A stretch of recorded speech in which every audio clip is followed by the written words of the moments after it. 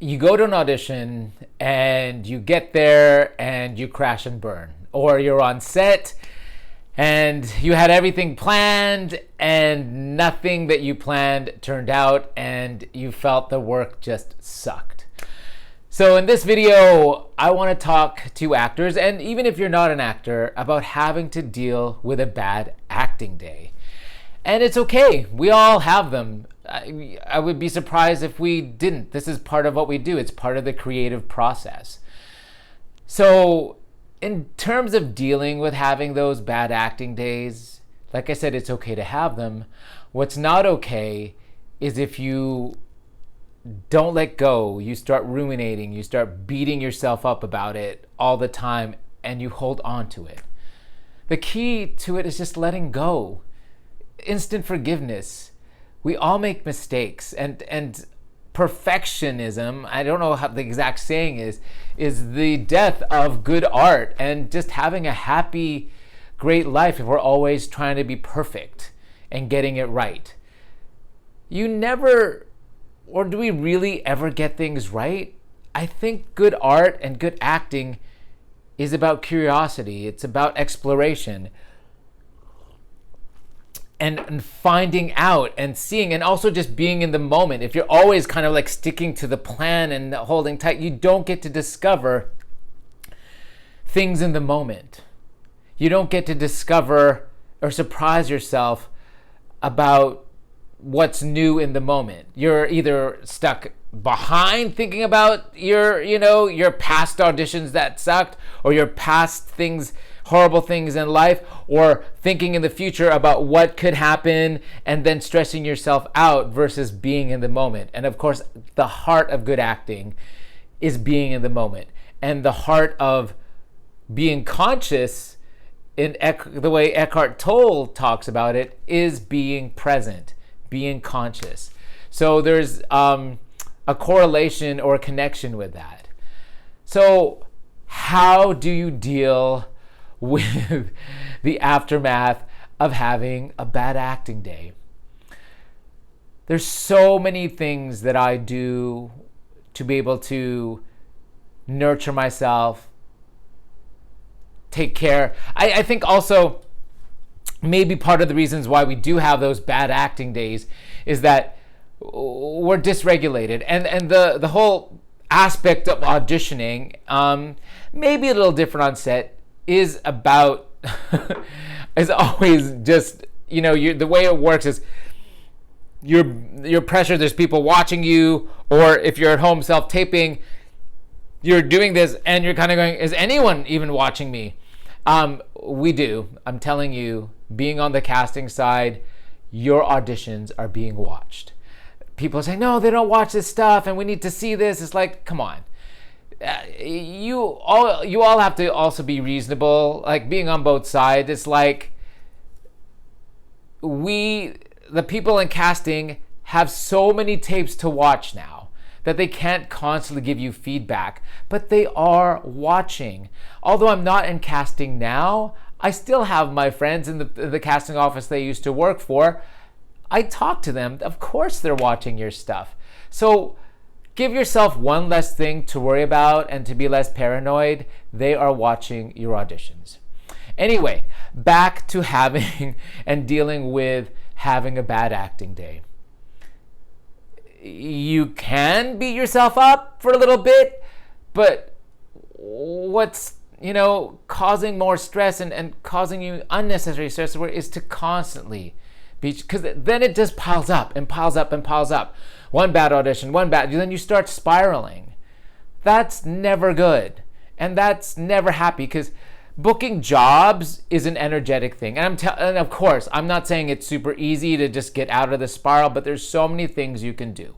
So what I do is, if I do have a bad audition or a bad day on set, I know it's counterintuitive, and our instinct is to beat ourselves up and just, put ourselves down, and that all that horrible negative self-talk, which I don't think is very helpful anyways, because we have to nurture our minds, and again, easier said than done. So So many things. I'll journal about it so I can get it out of my head. Always breathe. Like, even whether I have a good audition or a bad audition, I start now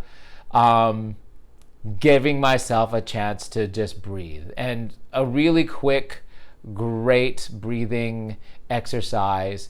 People do the box breathing, 4, 4, 4, 4, but I do 4, 7, 8. Breathe in for 4 seconds, hold for 7, and then release for 8.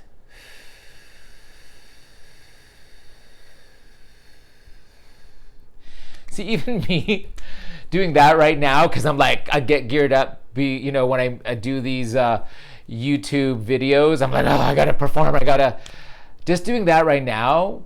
I don't know if you felt it or if you're breathing with me. I feel so much more grounded and present, and now being able to really talk and connect with you if you're watching, even in my voice, everything. Simple. That's what? 20 seconds. That can change your audition. That can change your life. That can change your moment. That can change your day. 4, 7, 8. That's the first thing. Breathing is so important because we forget to breathe when we're dysregulated or stressed out or, messed up about things. In line with that, there's so many apps which I can put in the description, where you and YouTube channels that you can regulate binaural beats, like sounds that are at a lower beat per minute with really cool visuals that can regulate you. A lot of the sites that I go to and work with are connected with EMDR, eye movement desensitization and reprocessing. So it's a way to regulate your mind, either connecting both hemispheres of your brain, because when you're stressed out and just feeling like you're spiraling, everything's all discombobulated all over the place. So this method can also it's either like a light or kind of lights moving back and forth, left and right with a sound. If you're doing EMDR therapy, you can kind of physically tap yourself back and forth, just to get you back in your body and get both sides of the brain connected. It's a lot more complicated than that. You can look it up. Again, if I might put the resources in the description of what EMDR is. So I use that as well to regulate myself, because my mind is going into all these negative noises and negative functions and stuff. So that's a way to do it. Going into nature is another way. I'm grateful I live near the water. I created and manifested that. I was very direct and very clear and very intentional about living near the water. Because when I didn't, and I lived in the valley, I would still get in my car and get to the beach and spend the time either at the pier or at the beach, and just spend some time just sitting there and thinking and getting myself regulated. Nature. Or when I'm not into water, I'll get to the desert. Again, you don't have to go on these long journeys. The beautiful thing about being in Los Angeles or in California, it has so many different terrains, and that you can go in LA, and people forget this because they're so busy grinding and hustling and just spinning, that you can go on these really cool trips an hour outside of the city. And also in the city, there's all these really cool oases,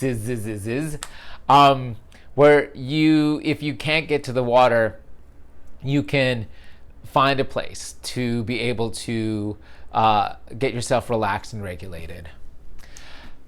I bake and I cook. It can be a bit of stress baking, but if you created something and it didn't turn out your way and you had all these expectations, again, booking jobs, you do not know. You could have even done the best job and be the best actor, but there's so many factors involved of whether you get a part or not. Again, and the main goal is to be able to just do a good enough job that they remember you. And I'm telling you as well, you could think that you did the most horrible job. And being on the casting side, I had actor friends who did come in to read for me, and then I get a call later. Oh my God, it was just awful. I'm going, what are you talking about? It was amazing. You killed it. What's happening? You're just being too hard on yourself. That's your negative mind wanting to create or sabotage. And again, I'm not a therapist, so I don't get into therapy, but just trying to create a reality check for them, saying, you did amazing. You did great. Again, it's that perfectionism and comparison thing that can be the death of you, figurative. But if you keep on doing it, it could be literal. If you don't stop it. So again, I just tell them, and I do to myself, but I've gotten so much better to be more objective. And what helps with that for me is a form of spiritual practice. I chant every day. I chant Nam Myoho Renge Kyo.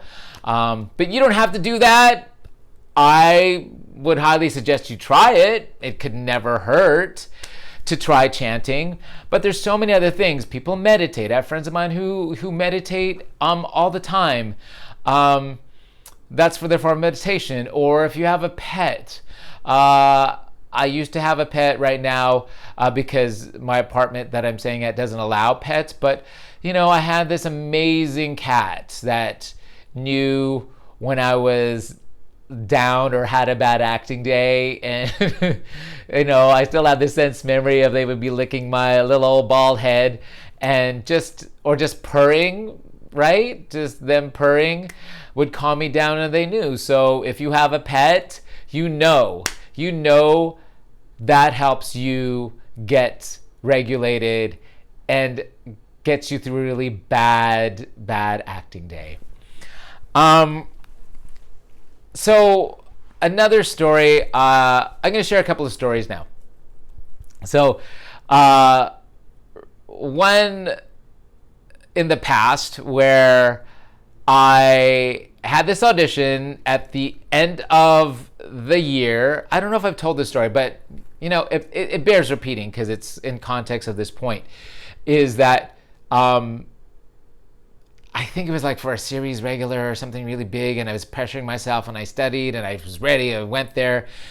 Oof, I crashed and burned like really, really bad. And it was at the end of the year. And I was like, oh, that casting director is never, ever going to see me again. But it's the end of the year. What could I do? And again, we are in charge of what we think.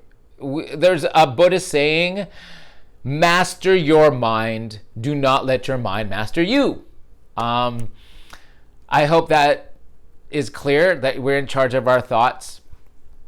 So it was the holidays. I mean, what else? How could I do? There's nothing more I could do except for just let go. That's why I always, get myself a little treat after every audition. That helps. Your inner child is happy because they created and put so much work into this thing, and they may not have gotten the part, but at least they got a fun little treat. Make sure in my playlist I do go through a video about what it's a day in the life of a commercial audition, just to see what we're up to and how we do it. So I get myself a treat. I got myself a treat there and just got on with my life. Did all the things I was suggesting you do. You do. First audition of the year, it's this casting director, and I'm just like pressuring myself. I almost swore. Just pressuring myself. Like, okay, I did awful in that last one, and so I got to do good in this one. I gotta nail it. And then not only that, I think I had an audition for them, and then another audition in the morning, and I had an audition in the afternoon for them. And sometimes you'll have those days, it's like this is such a fun, crazy business, and I look and I always laugh about it now. That you can, oh, my microphone. That you, that's not a assist or anything. Now I'm bumping it. You're gonna get some weird sound thing. That you you'll never you won't get auditions for weeks or months on end, and then you get this audition and then you get two that you have to deal with, and you're hustling and scrambling to make it all work. So I started again, perfectionism started happening and just freaking out, and luckily I had a friend and a community. That's another thing to help you handle and deal with a bad audition day. Really, you don't have to be everybody's best friend, but it's nice to have a handful of people that you can call on and talk to and just bounce, whether they're in the industry or not, but just someone that'll listen without judgment, that can just help you get grounded. So I called a lifeline, I called a friend, and we were close enough that they could, and also with these friends, make sure that it's not always, sugarcoating. And they knocked some sense into me, saying, "Oh, Mig, where's your gratitude? You are auditioning." And also, just get over yourself. They saw me spiraling, and they kind of did a figurative slap and just shook me and just got me present, and told me, just again, because they know me well enough to be confident. I have close enough friends that I can either text and I feel, and they don't have to respond back. I can just text them, and it's not a dumping thing, but just to let them know how I feel. And I feel like, okay, I've put it somewhere. It's not stuck in my head. And so I went into this audition really confident. I was still a little bit shaky on the lines, but I just changed my attitude. An attitude of I deserve this, I can do this, positive self-affirmations. But because I've been doing a lot of work beforehand, so when it was time to do those affirmations, they locked in, and I was able to change my mindset into something more positive and a bit more confident. And I've always said this, confidence is what is key to helping you book the room, if not book the job. But it is such a moving target, and it's always different. Not always. It's sometimes what works one day may not work another day. So you want to have as many tricks in your basket that can help you get to that confidence. So I started by saying, as an exercise, I said, okay, this is how I want to do it. If they have any questions, I'm like, well, can I do it like this? I want to do it this way. And then this catchment says, well, maybe do it, I think I said I wanted to do it sitting down. And she said, well, maybe do it standing up. I said, well, okay. Again, because I'd prepared myself psychologically and got myself confident, I said, okay, can we do that on the next take? I just really want to try it this way. Whoa, who was that? But again, I was really working on my confidence. I didn't let that previous audition with them get me into trouble and get me down. So I did that, and they did it sitting down, and I flipped up the lines, a couple of lines. But again, I was so confident, it didn't kill me or destroy me. And I just kind of, again, asked myself, did I do as much as I could? And I was just so happy that I didn't crash and burn because I took care of myself from the previous crash and burn, that I was able to let go. I think that's another thing too. If we hold on really tight to something too much, there's a balance. You can really want something. You can really, of course, it's okay to want something, but if you want it so much that it's not letting anything else in, maybe something even better. And this doesn't even be acting. This can be relationships. This can be jobs. This can be whatever outcome. That sometimes if we have this tight grip, it's no bueno. It's not something that can move you forward. So maybe just like have that goal, that dream, that wish, but not to hold on to it so much that nothing else comes in. Lo and behold, a few days later, they're like, they're interested. They may want to do a callback with you, but they'll see. But I was like, again, so locked into my confidence at that time. Maybe there's so many things. Again, I was really, because I am pretty spiritually healthy. Maybe doing just a bunch of other things and getting on with my life. But then intuitively something said, nope. Again, I just like, nope. Again, maybe the universe or whatever. Sometimes it's mystic. Sometimes you can't explain things. Like, whatever happens, I'm going to let go of the outcome, but I don't think they're going to need to call me back. And the next day they said, oh yeah, you're fine. You're fine. They won't need to call you back. And again, I was so confident in this work and this job, and they flew me, they picked me up in a fancy, car, all that sort of stuff. Again, because of confidence, that was key. And I took care of myself after having a bad acting day. Because when you have those bad acting days and you take care of yourself, the good acting days come. They will come. But you have to not give up, and you have to keep putting one foot in front of the other. Sometimes if it gets too overwhelming, that's another tip. If it's just so bad and you're having just a bad acting day and the energy is low, being able to put one foot in front of the other in the most gentlest way is one of the best things. Or you can also just pause and rest and take care of yourself. Like I said, you can bake something for yourself, your inner child. I've been able to learn how to make, some really great recipes, and I don't have to, which are better than just buying it at the store and a lot healthier. So that, and just had a great time on that experience, and working on that, met one of my best friends that I still am, I shot that maybe 16, 17 years ago, and, made such a great friend, and we were able to work on so many other projects together. And yeah, so again, just really switch things around in terms of having a bad acting day.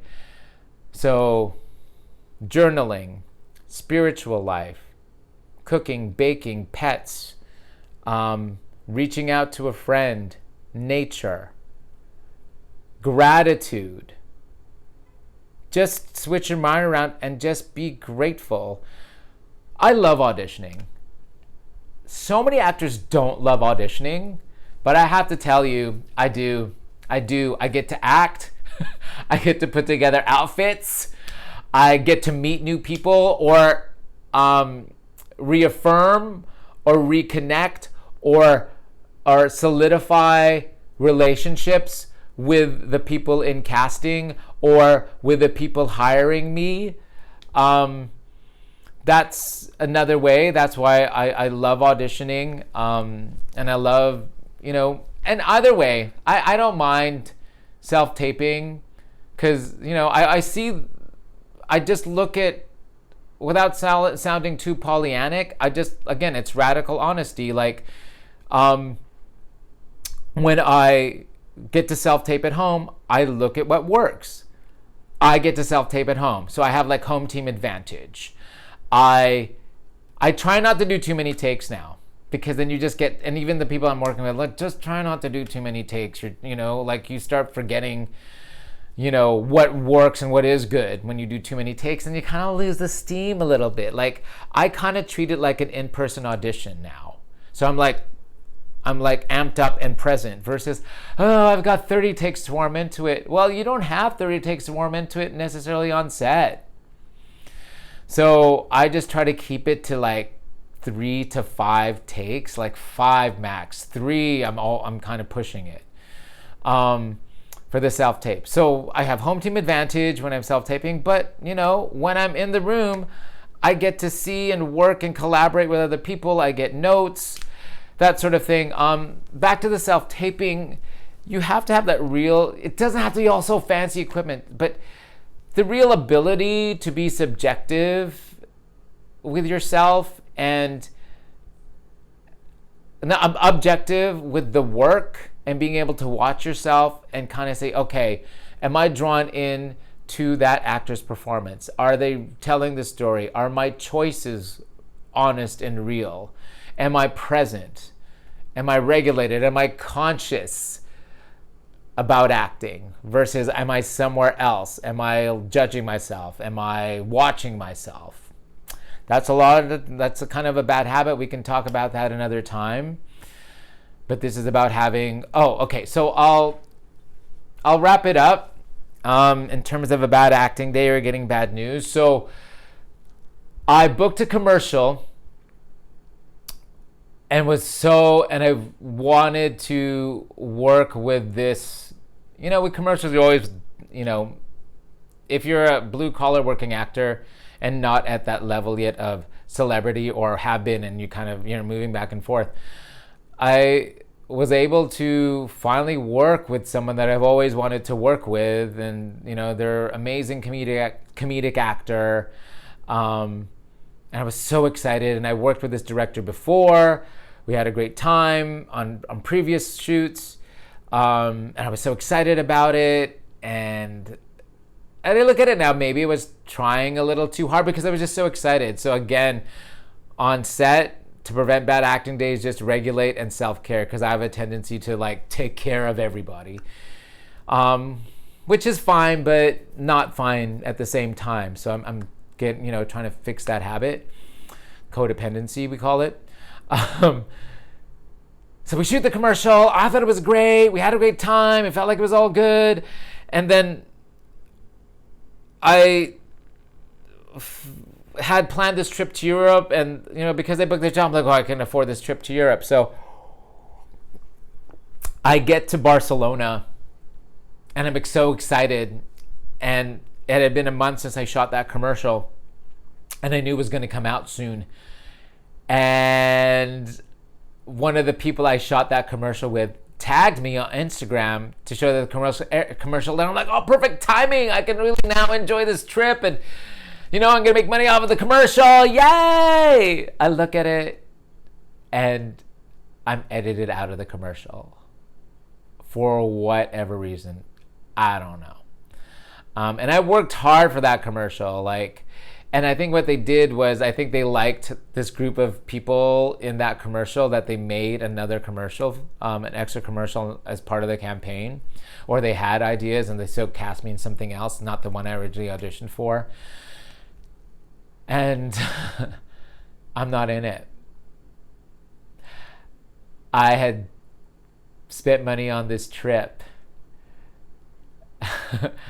Put it because thinking I was going to make all this money, and I'm not in the commercial. And I'm just landed in Barcelona in the middle of Plaza de Catalunya, and I'm devastated. I'm heartbroken. I'm bummed. And so I really started messaging all my friends, going, not in the commercial. And they're all like, oh, man.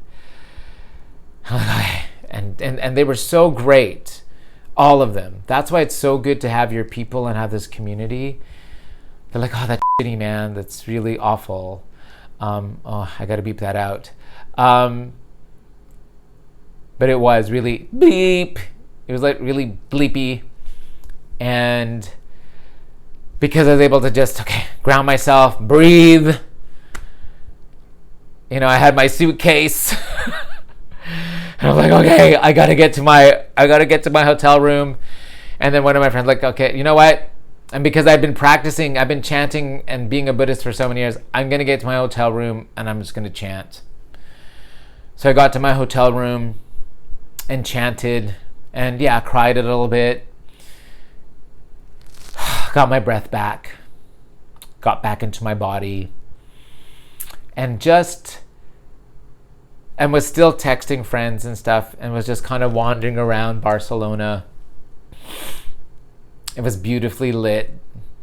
That's one thing you got to say about Barcelona. The lighting was just so beautiful in all the buildings. And I wasn't mapping or doing anything like looking at any maps.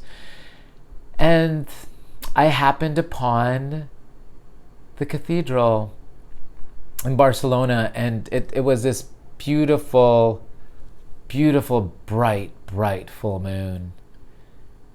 And it just shifted me, helping me to remember, sorry for a little juggle, helping me to remember that there are bigger things in life than just booking a job and getting paid for a commercial. And nobody can take away the fact that I auditioned, I booked the job, I got to work with this amazing performer, and that life goes on and moons rise and are full and there's people and there's life. And so I had an amazing great rest of the trip. Grew from it, came back, got residuals to pay for the trip from other things, booked another commercial later that year for a job and a product that I really loved and really wanted. And there's still more auditions, and there's still more. I'm still auditioning. I'm still out there hustling. I'm now doing and sharing these experiences with you all on YouTube and on other social media. Having the courage to tell these stories because it's not always so glamorous. But I'm still here and still having bad acting days, but also still having really good ones too. That's my chat. Keep watching and keep showing up.